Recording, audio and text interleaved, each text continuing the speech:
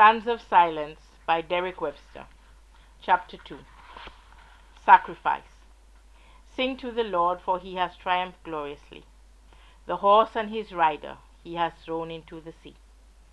Exodus 15:21.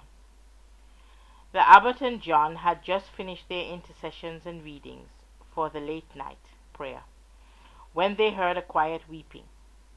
Together they went to the guest cells where the Lady Helena was staying with her servants. As the feast of the Nativity of the Holy Child drew near, it was her custom to spend a brief time away from the world with Nicholas and his disciple. An elderly widow with large estates in Alexandria, she lived simply and gave most of her income to the poor of that great city. Her Christian faith was as robust as her questioning of it. Dismissing her servants, she invited Nicholas and John to sit with her. Her fine gray eyes were now free from tears, though there was a deep unease in her voice.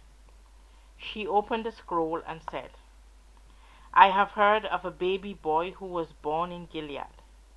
It was at that time before Israel had a king. He was the son of a common prostitute, but was taken into his father's house. Now his father had a wife who bore him further sons. This baby grew to manhood in their company. As the father gathered the years within his life, his sons plotted against their half-brother.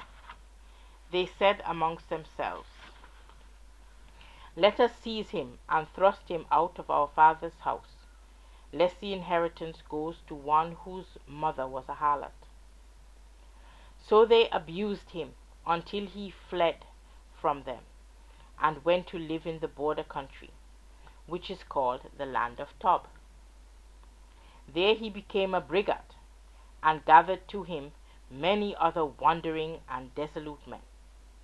He led them on raiding parties to the surrounding towns, and soon they were greatly feared. Now at this time the Ammonites made war on Israel, and set their camp in Gilead.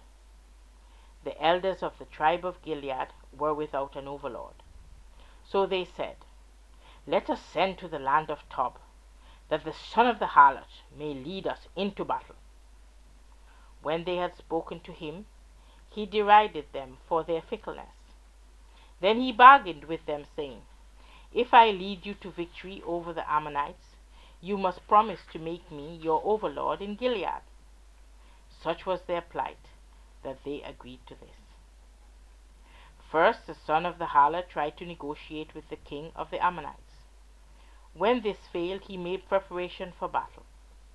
The Spirit of the Lord came to him, and he made a promise to the High One.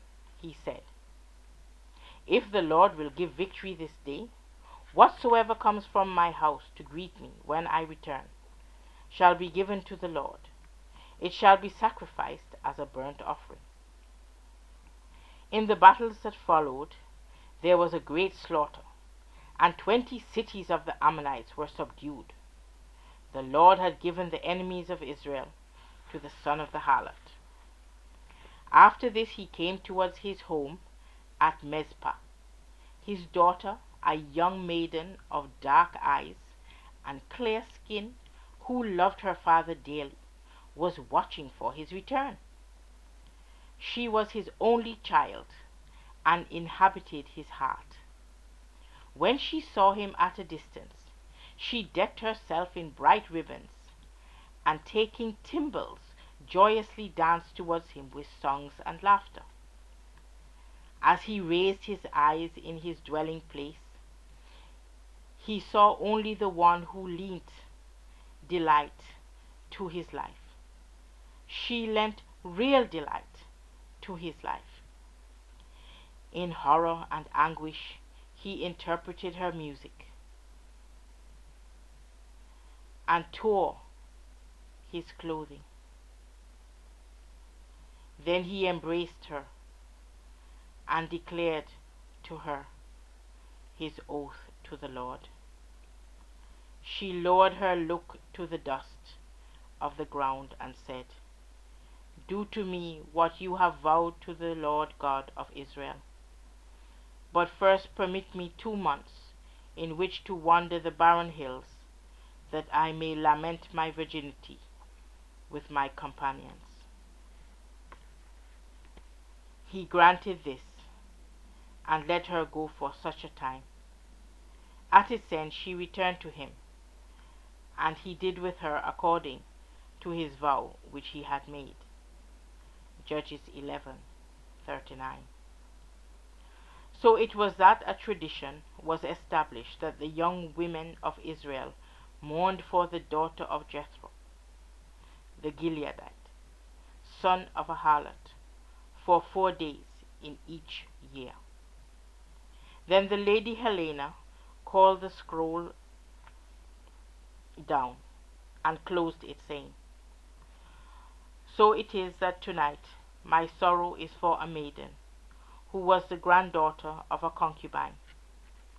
As I wept for my little sister, so was my weeping joined to that of 1,000 generations. Tell me, did the Lord accept Jethro's burnt offering?" It was only after a long silence that John the dwarf spoke. Upon the word that is truth rest the words that are written on a scroll.